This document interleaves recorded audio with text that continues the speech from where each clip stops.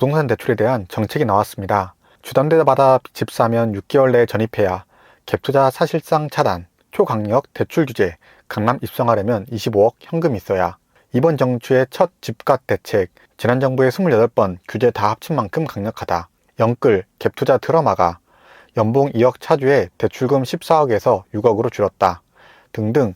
이번 정부 대책으로 유주택자의 부동산 대출은 거의 막히고 무주택자도 생애 최초 혜택이 줄었으며 대출을 받을 경우 6개월 내에 해당 아파트에 전입해야 합니다. 특히 지금 이 영상을 보고 계신 20대, 30대 분들, 신혼집 마련 등으로 실수요이신 분들은 정말 혼란스러우실 겁니다. 청약 기다리자니 요즘 분양가 상승 등 여기서 더 오를까봐 걱정이고, 예전에는 이 아파트를 사는 게 맞을까 고민했던 아파트인데 이제는 이 아파트를 살 수 있을까 없을까 고민해야 되고, 집값이 문제가 아니라 지금 이 상황에서 내가 무엇을 할 수 있는지 모르겠다 등등 내 집 마련을 고민이신 분들이 걱정이 많으실 텐데요. 오늘 영상에서는 6월 27일 부동산 대출 정책을 쉽게 요약해 드리고, 누가 유리하고 누구한테 불리한 정책인지 저의 생각을 말씀해 드리고, 30대 기준으로 무주택자, 1주택자, 다주택자 각각 어떤 내 집 마련 전략이 필요한지 정리해 드리도록 하겠습니다. 정부가 이번 발표에서 밝힌 목적은 가계부채 증가 속도를 억제하기 위한 대책이라고 합니다. 24년 말부터 다시 늘기 시작한 가계부채가 주택담보대출을 중심으로 급격하게 늘고 있는데, 특히 수도권 지역의 주택거래량 증가에 따라 수도권 중심으로 주담대가 크게 확대되고 있는 상황이라고 합니다. 이번 대출 정책은 10가지로 구분이 됩니다. 첫 번째, 유주택자의 주담대가 LTV 0%로 됩니다. 수도권과 규제지역에 주택이 있는 사람들은 신규 주담대가 거의 막히는데요. 1주택자도 6개월 내 처분 조건이 있을 경우에만 비규제 70%, 규제지역 50% 대출이 가능합니다. 두 번째는 생활안정자금 주담대 한도를 최대 1억으로 낮춥니다. 보유주택을 담보로 생활비 조달 목적으로 대출받던 생활안정자금, 목적의 주담대를 최대 1억까지 받게 되는데, 이것도 수도권 규제지역만 해당되며 지방은 은행마다 자율적으로 설정할 수 있습니다. 세 번째, 수도권과 규제지역 내 주담대 대출 만기를 30년 이내로 제한합니다. 기존 최대 40년까지 가능했던 대출을 30년으로 줄이면서 DSR을 좀 더 타이트하게 조이는 효과까지 가져오게 됩니다. 넷째, 수도권과 규제지역 내 소유권 이전 시 전세대출을 금지하면서 갭투자 목적으로 주택을 구입할 경우 금융권 대출 자금이 활용되지 못하게 바뀌었습니다. 다섯 번째, 차주별 신용대출 한도를 제한합니다. 그동안 연소득 1에서 2배, 4배로 은행별로 관리를 했었는데 이제 연소득 이내로 제한을 하면서 신용대출을 활용한 무리한 주택 구입을 방지한다고 합니다. 여섯 번째, 수도권 규제지역 내에서 취급하는 주택 구입 목적 주담대 최대 한도를 6억 원으로 제한하는 것인데요. 청약을 받는 경우 중도금 대출은 제외되는데 잔금 대출로 전환 시에는 6억 원 한도를 적용받으므로 6월 28일 이후 입주자 모집 공고하는 분양단지에 청약을 준비하시는 분들도 유의 깊게 봐야 하는 정책입니다. 일곱 번째, 수도권과 규제지역 생애 최초 주택을 구입할 경우 주담대를 LTV 기준 80에서 70%로 강화하고 6개월 이내 전입 의무를 부과하는 방침입니다. 디임돌, 보금자리론에도 동일하게 적용할 예정이고 지방은 종전처럼 80%까지 대출을 받으실 수 있습니다. 여덟 번째, 정책 대출의 한도들을 각각 축소하게 됩니다. 디임돌 대출 기준으로 신혼부부 대출은 4억에서 3.2억으로, 신생아 대출은 5억에서 4억으로 축소하게 됩니다. 아홉 번째, 수도권과 규제지역 주택 구입 시 주담대를 받을 경우 6개월 이내 전입 의무를 부과하면서 갭투자를 차단하고 실거주 목적에 한해 활용할 수 있도록 한다고 합니다. 열 번째, 수도권과 규제지역 전세대출 보증 비율을 현행 90%에서 80%로 강화하였고, 열 번째 정책만 시행시기가 25년 7월 21일이고 나머지 정책들은 시행시기가 25년 6월 28일입니다.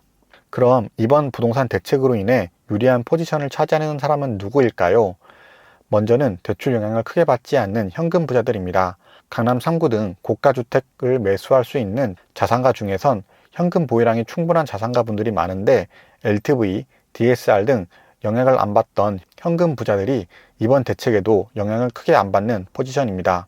두 번째는 이번 대출 정책으로 인해 수혜받는 지역들은 서울 중급지에서 중하급지, 수도권 중상급지에서 중급지입니다.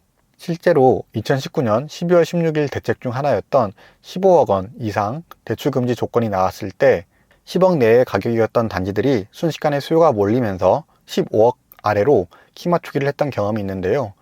이번에도 6억 대출받아 매수 가능한 지역들 중에서 수요가 탄탄한 지역들이 수혜를 보는 지역들로 판단됩니다. 세 번째는 이번 대책이 주로 수도권, 규제 지역을 중심으로 이루어지다 보니 부산, 대구, 청주 등 지방에서도 핵심지, 실거주나 투자자들이 선호하는 단지, 분양권 등을 가지고 있는 분들에게 투자자들이 유입하게 되는 계기가 될 수 있을 것 같습니다. 하지만 저 개인적으로는 자산 양극화가 되어 있는 시점에서 수도권 규제 지역을 지정했다고 해서 지방을 보는 건 어느 정도 리스크가 있다고 생각합니다. 그러면 이번 대책으로 불리한 포지션은 어디일까요? 먼저 LTV, DSR 등 풀을 활용해서 내 집 마련을 계획했던 생애 최초 주택 구입자 분들일 수 있겠습니다. LTV가 80%에서 70%로 10%나 축소되면서 그만큼 현금 확보가 어려울 경우에 이 아파트를 사냐 마냐 고민했던 상황에서 살 수 있냐, 살 수 없냐 고민하게 되었습니다. 두 번째 불리한 포지션은 연봉이 높은 고액 연봉자분들 중에서 현금이 부족한 실수요자입니다. 대출 만기도 40년에서 30년으로 줄어드는 등 DSR 조이는 효과와 대출 한도도 6억까지만 나오므로 현금이 부족한 고액 연봉자도 그동안 보았던 매물을 매수하지 못하게 되는 경우가 생길 수 있을 것 같습니다. 세 번째 지역으로는 성동, 마포, 분당 같은 일정량의 현금과 대출을 최대로 받아서 매수 가능한 투자자와 실수요자에게 매력적인 중상급지 지역들인데요.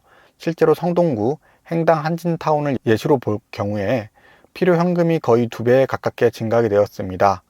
그리고 전세대출 잔금을 맞추려던 투자자, 청약 계약금과 일정 금액만 가지고 분양단지를 기다리던 청약 대기자, 유주택자 중에서 서울 수도권 추가 매수를 고민하는 투자자, 선매수 후 매도로 대출 등을 활용해서 갈아타기를 할 계획이던 실수요자까지 상대적으로 보유 현금이 부족할 수밖에 없는 우리 같은 20대, 30대 내 집 마련 실수요자 중에서 불리한 포지션에 들어가는 분들도 있을 것 같습니다. 그렇다면 무주택자, 1주택자, 다주택자별로 이번 부동산 대출 정책에 맞춰서 어떻게 내 집 마련을 계획하면 좋을까요? 먼저 무주택자부터 설명드리도록 하겠습니다.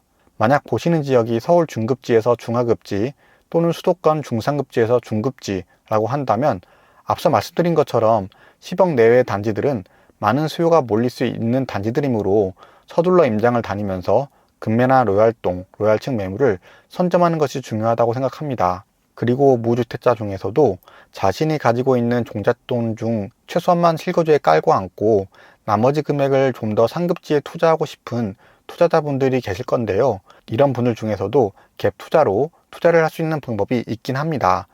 물론 유튜브나 다른 채널에서도 어느 정도 공개를 하고 있긴 하고 대부분 내용들을 보면 매도자를 활용하거나 주전세 이야기를 하고 있는데 보시는 분들에 따라 민감한 이야기가 될 수도 있으니 무주택자 중에서 투자 목적으로 갭 투자를 알아보시는 분들은 여러 가지 매수 노하우가 담겨 있는 저의 전자책을 통해 도움 얻어가시길 바라봅니다. 전자책에 대한 자세한 이야기는 뒤에서 말씀드리겠습니다. 1주택자 분들 중에선 많은 분들이 갈아타기를 고민 중이었을 텐데요.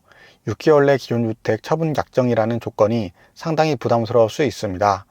하지만 19년, 20년 부동산 시장을 되돌아봤을 때 이렇게 대출 규제가 나오면서 단기적으로 수요가 움츠러들면서 실제로도 실거래가나 호가가 하락하는 경우가 생겼습니다. 당장 계산상으로는 대출 한도가 많이 줄어들어서 갈아타기가 힘들 수도 있겠지만 그것에 맞춰서 갈아타려고 했던 단지들의 호가나 금매가 나올 수 있으니 관심 갖고 매물들을 트래킹하는 것도 중요합니다. 그리고 이번 정부의 경우 가계대출을 걱정해서 개인에 따른 주담대를 제한하는 것이지 여전히 사업자 대출 쪽은 기회가 많습니다. 대출에 대한 공부를 통해 1주택자 갈아타기를 좀 더 효과적으로 준비하실 수 있습니다. 이번 정책에서도 알 수 있다시피 다주택자의 경우 사실상 대부분의 주담대, 생한대가 금지되면서 대출 확대를 통한 부동산 투자가 어려운 게 사실입니다. 이번에 규제 지역이 확대된 것도 아니고 대출만 정책이 나온 것이기 때문에 아직 세금 등 조건이 종전 규정을 따를 때 몸집을 줄이는 노력도 필요할 것 같습니다. 지금 다주택자에게 필요한 것은 더 좋은 매물을 사는 게 아니라 보유 자산을 리밸런싱하여 잘 정리해서 다음 투자를 준비하는 게 중요하다고 생각합니다. 저의 경우 30살 때부터 인천과 경기도 청약 및 분양권 투자, 수도권 소액 갭 투자, 지방 핵심지 갭 투자, 서울 역세권, 아파트 경매 낙찰까지 받으면서 수도권 내 집 마련을 계획 중이신 분들이라면 저평가 지역 분석, 수많은 단지들 중에서 어떤 우선순위로 알아보면 좋은지, 청약이나 분양권 투자가 좋을지, 급매를 노린 갭 투자가 좋을지, 경매를 통한 실거주 마련이 좋을지 저만의 인사이트와 노하우가 생기게 되었고, 내 집 마련 전자책을 통해 주기적으로 업데이트하면서 저의 생각과 노하우를 공유해드리고 있습니다. 부동산의 경우 매년 매달마다 정책이나 분위기 등 바뀌기 때문에 그 시기에 맞는 정보가 중요하다고 생각합니다. 그래서 정기적으로 쌓인 제 경험과 시장 상황, 부동산 세금, 대출 정책에 따라 업데이트할 예정입니다. 물론 업데이트할 때마다 전자책 가격을 인상하긴 할 텐데 지금 구매하신 분들은 이 가격대로 업데이트 본까지 계속 받아보실 수 있습니다. 당연히 지금 구매하신 분들 중에서 전자책 퀄리티에 불만족 시에 100% 환불을 해드릴 예정이고, 전자책에 대한 자세한 이야기는 고정 댓글을 통해 확인이 가능합니다. 오늘은 6월 27일 발표된 부동산 대출 정책, 이번 정부 첫 부동산 정책을 살펴보고 어떤 포지션이 유리할지, 어떤 포지션이 불리할지, 그리고 30대 수도권 내 집 마련을 준비 중인 무주택자 또는 투자를 하려고 계획 중인 1주택자, 다주택자 포지션에서 어떻게 하면 좋을지 정리하는 영상이었는데요. 결혼을 준비 중이거나 20대, 30대 수도권 내 집 마련을 준비 중이신 분들에게 도움되셨길 바라봅니다. 부동산 재테크에 관심 있는 모든 분들을 응원하며 우리들의 성공적인 내 집 마련을 돕는 유익한 영상들로 찾아뵙겠습니다. 긴 영상 시청해주셔서 감사합니다.